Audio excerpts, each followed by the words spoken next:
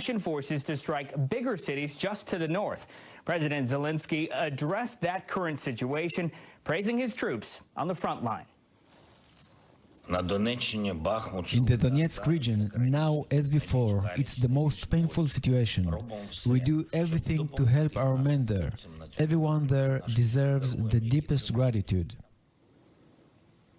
Now, the mayor here in Kyiv is urging folks who live in and around this region to stock up on water, to stock up on food, because if there were to be another strike and it was targeted on this civilian infrastructure, including some of these power stations, it would be really hard to bear these freezing temperatures that we're currently experiencing here in Kyiv. Eric?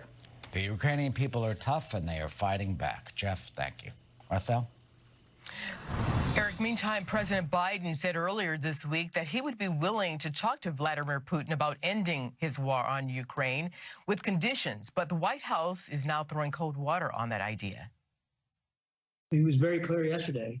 He's got no intentions to talk to Mr. Putin right now. And as he also said, Putin has shown absolutely no inclination to be interested in dialogue of any kind. In fact, quite the contrary. Everything he's doing shows that Mr. Putin is interested in continuing this illegal, unprovoked war.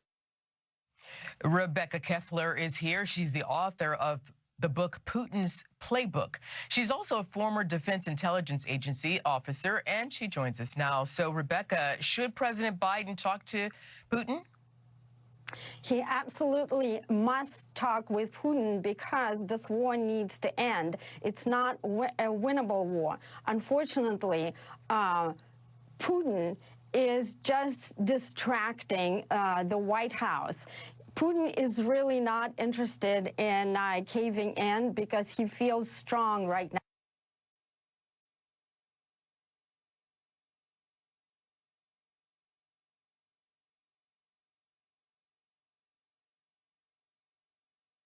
And then renew his operations. So then why should President Biden talk to him then? Because that's going to give him what he wants, which is to buy time. Well, he needs to talk to him from the position of strength, but first he needs to speak with President Zelensky and understand how we settle this war. Because at this point, we have 100,000 Russians either killed or wounded, but also, most importantly, the same number of Ukrainians, as the President of the European Commission just acknowledged, plus 40,000 of civilians. And this Putin is not planning to end this war, but the settlement needs to be achieved at this point. And this is why, as the president of the free world, he needs to put pressure on Zelensky to come up with realistic war aims. And right now, Zelensky's goals are unrealistic.